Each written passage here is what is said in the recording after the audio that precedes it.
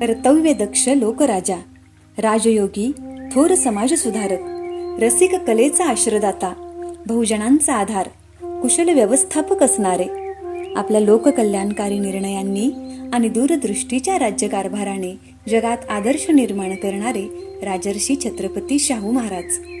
प्राध्यापक नानासाहेब साळुंखे यांच्या शाहूंच्या आठवणी या पुस्तकातील एक भावस्पर्शी कथा. कथेचं नाव आहे दीपावली गोड झाली. दीपावलीचा तो गोड दिवस होता. अख्खे कोल्हापूर समयांच्या मंद प्रकाशाने उजळून गेले होते. प्रत्येकाच्या घरात लाडू, चिवडा, चकल्या यांसारख्या पदार्थांनी डबे गच्च भरले होते. पहाटे लवकर उठून अंगाला सुगंधी उठणे तेल लावून, न्हावून, नवीन कपडे परिधान करून लहान थोर फराळांवर ताव मारण्यात मग्न होते. कोल्हापूर शहर आनंदाने ओथंबून वाहत होते. या शुभदिनी राजर्षी छत्रपती शाहू महाराज देखील नवीन राजवाड्यावरील आपले सर्व विधी आटोपून नेहमीप्रमाणे गावात फेरपटका मारण्यासाठी बाहेर पडले. महाराज रथातून खाली उतरणार इतक्यात त्यांची नजर झाडांच्या मागे लपलेल्या एका 9 ते 10 वर्षाच्या मुलावर खिळली. हा झाडाच्या मागे का लपला असेल याचा शोध घेण्यासाठी महाराज सरळ त्या मुलाकडे गेले. झाडामागून त्याला बाहेर आणीत विचारले, अरे तू लपलास का? प्रत्यक्ष महाराजांनी आपला हात धरला. ते आपल्याला प्रश्न विचारतात हे पाहून तो घाबरला. त्या दीपावलीच्या थंडीत देखील त्याला दरदरून घाम फुटला व न बोलता ना आवाज काढता तो रडू लागला. त्याच्या डोळ्यातून अश्रुधारा ओसंडून वाहू लागल्या. महाराजांनी त्याला जवळ घेऊन प्रेमाने पाठीवरून हात फिरवण्यास जशी सुरुवात केली तसा त्याला खूप धीर आला. त्याचे अश्रू थांबले. त्या मुलाच्या हातात डबाही होता. त्या डब्यावर नजर स्थिरावताच महाराजांनी प्रश्न केला, तुझ्या हातात काय रे? बाबांचं जेवण. महाराजांकडे पाहत त्यानं उत्तर दिलं.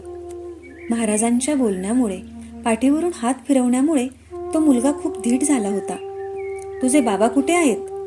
महाराजांच्या या प्रश्नावर त्या मुलाने रथाकडे बोट करून पाठीमागील फुटबोर्डावर उभ्या असलेल्या गृहस्थाकडे निर्देश केला. महाराजांच्या उत्सुकतेने अधिक उचल खाल्ली म्हणून महाराजांनी त्याच्याजवळील डबा मागून घेतला. तो उघडून पाहिला.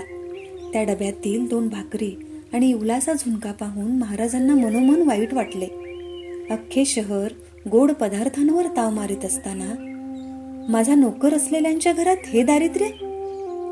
मुलाच्या कपड्यांकडे महाराजांची नजर जाताच त्यांच्या हृदयाने अश्रूंचा किनारा उल्लंघला.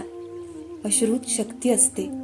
पूज्य साने गुरुजी म्हणतात, इवलास अश्रू पर्वत बुडवी, जीवाला चढवी मोक्षपदी. इवलास अश्रू परिवज्रा चुरी, पाषाणाचे करी नवनीत.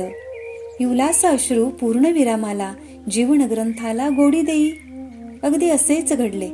महाराजांच्या हृदयातील अश्रूंच्या थेंबांनी त्या पोराचे जीवन बदलले.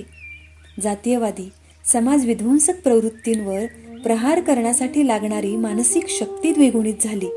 काय वाटेल ते झाले तरी बेहत्तर, पण आपल्या समाजातील जातीयतेचे निर्मूलन करण्याचा चंग महाराजांनी अधिक दृढ केला. त्यांनी आपल्या जासुदाला हाक मारली. जासूद धावत आला. या पोराला घेऊन जा, अंघोळ घाल अशी आज्ञा देऊन महाराज थांबले नाहीत, तर त्याला उठणे व अत्तर लावण्यासाठी देखील फरमावले. अंघोळ घातल्यानंतर ते पोरगं छान दिसू लागलं. महाराजांनी त्यांना नाव विचारलं. त्यानं हसतच सांगितलं, रामू. महाराजांनी जासुदाला रामूसाठी नवीन कपडे आणण्यास फरमावले. जासुदाने नवीन कपडे आणताच महाराज स्वतः त्याला कपडे चढवू लागले. त्यावेळी उभा असलेला त्या मुलाचा वडील सर्व काही पाहत होता.